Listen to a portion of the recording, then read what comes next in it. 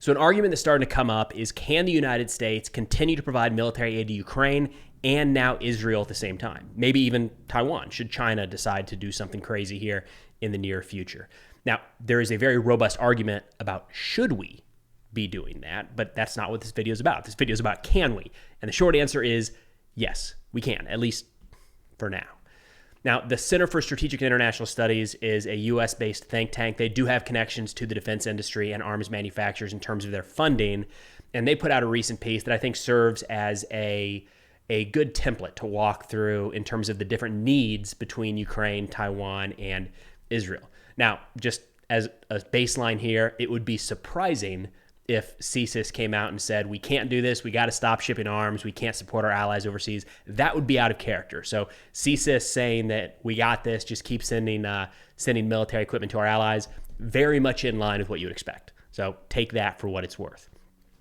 Now, a couple points right out the gate in terms of the different needs between these different allies of the United States. Mostly what we're going to talk about here, almost exclusively, are munitions that would be sent to Israel. There have been vehicle and armored personnel carrier type losses, tank losses by Israel already, but it's not anywhere near the need there as it is in Ukraine, right? There might be a desire after this war wraps up that Israel would need a backfill of some of this equipment, but that doesn't appear to be anywhere towards the front of the ask by a long shot right now. So very different in terms of what the two countries are looking for, really focused mostly on Ukraine and Israel. So starting with ground-launched precision munitions. The article walks through GMLRS, which is guided multiple launch rocket systems. Those are fired out of the M270 multiple launch rocket system, or the HIMARS, the wheeled high mobility artillery rocket system that's been so popular in Ukraine. So Ukraine is using those.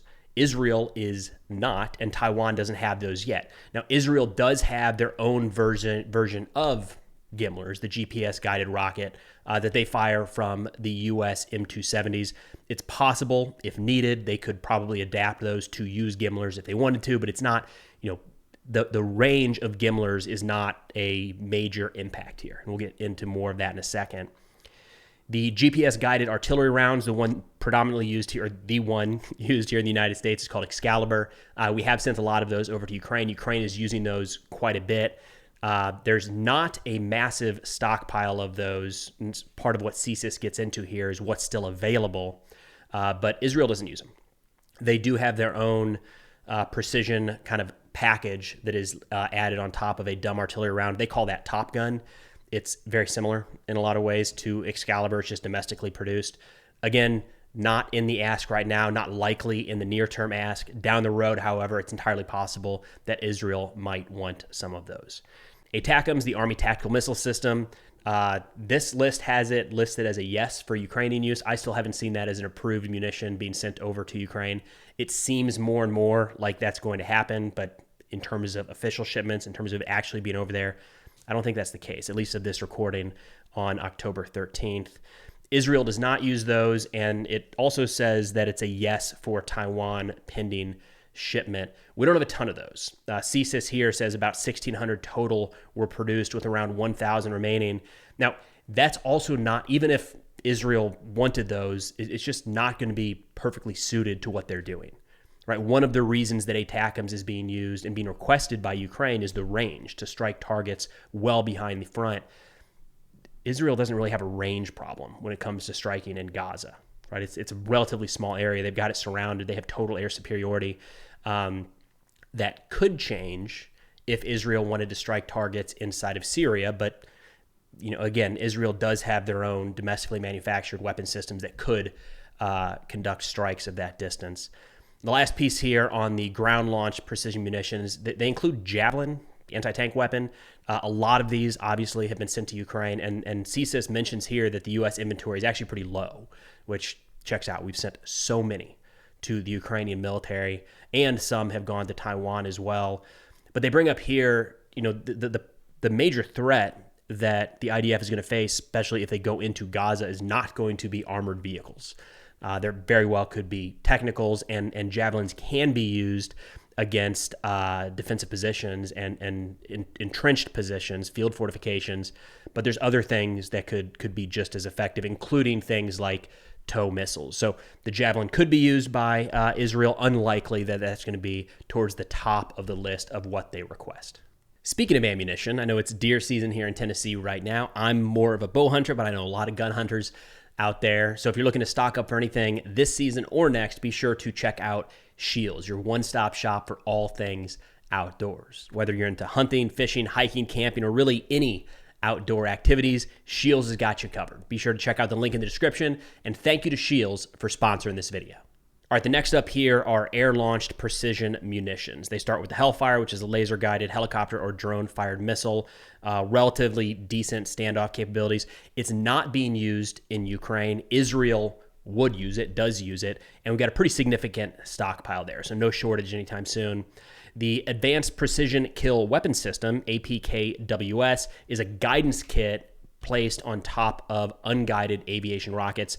It is in use in Ukraine right now, primarily being used by surface launchers or launchers placed in the back of trucks. Again, very easy to manufacture. Apparently, we have a pretty significant inventory of those right now, and they are not being used by Israel and don't appear to be requested. Next up are JDAMs, the Joint Direct Attack Munition. This is a kit, a guidance kit placed on top of a dumb bomb, an unguided bomb, that turns it into a GPS-guided munition.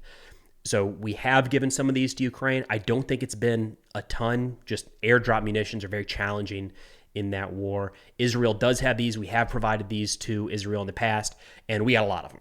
So even if Israel asks for a lot more, which would make sense given the volume of the strikes that they're carrying out right now, it's hard to believe that Israel has the stockpiles set aside to carry out this intensity for too much longer before asking for additional bombs from the United States and maybe other allies.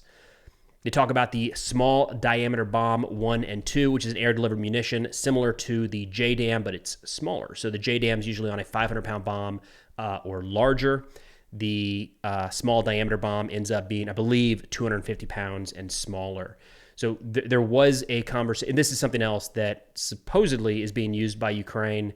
Again, I haven't seen a lot of use of that specific munition in the Ukrainian war.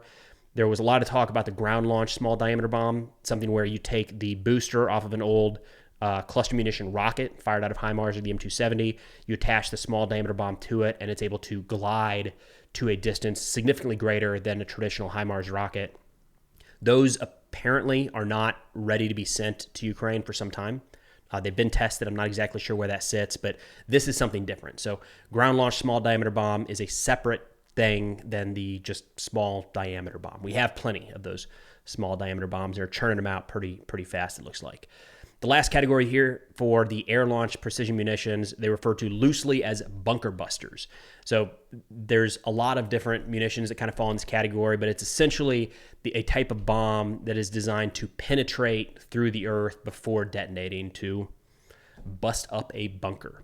An example they give here is the GBU-28, and they say the U.S. has only produced about 160 of these, and Israel went ahead and bought 100. So Israel might actually have the majority of these bunker busters, which could potentially be of use, as we've seen that Hamas has pretty significant underground networks. They have for some time, and bunker busters could be effective in targeting those. All right, in the last section here are air defense missiles, and bottom line up front, it seems like we are never going to have enough air defense missiles, especially at the quantity they're being used in Ukraine and Israel. Now, they start with the Patriot. The Patriot is in use by Ukraine, Israel, and Taiwan. We do have a fair amount of these missiles, a fair amount of these platforms, but something they point to here, and it's a very, very good point, is that the Patriot is so expensive. The missiles are so expensive. They're really not designed to be used against some of these cheap unguided rockets that Hamas is firing. It would be overkill, and Israel would run out of these rockets very quickly. I mean, we've seen over 6,000 rockets already fired into Israeli airspace. There's no way the Patriot would be a feasible option to take out all of those. The Iron Dome, however, is perfect for that. And that's the next portion they get into here. They say the Iron Dome was designed to counter the militant rocket threat. It is not expensive and is widely fielded. The missiles are co-produced by the United States and Israel. It is unsurprising, therefore, that Israel is reported to have requested more Iron Dome missiles.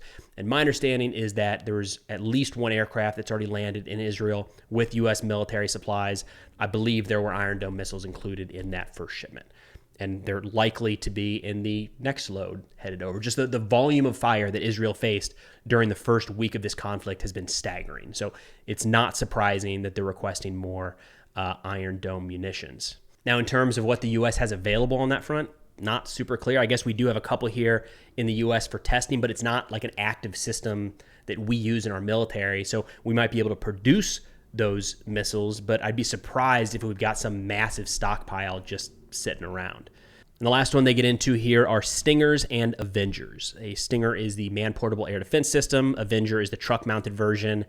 We sent a lot of those to Ukraine early in the war and continue to.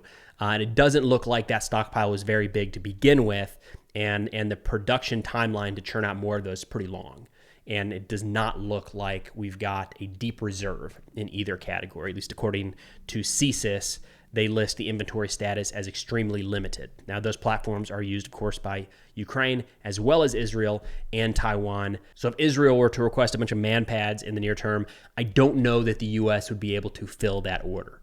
Now, man pads aren't exclusively used to shoot down enemy aircraft. As we've seen play out in Ukraine, they can be pretty effective against enemy drones, which is a threat, an ongoing threat that Israel will continue to face through Hamas, even if the war does not expand with Hezbollah, Syria, or Iran.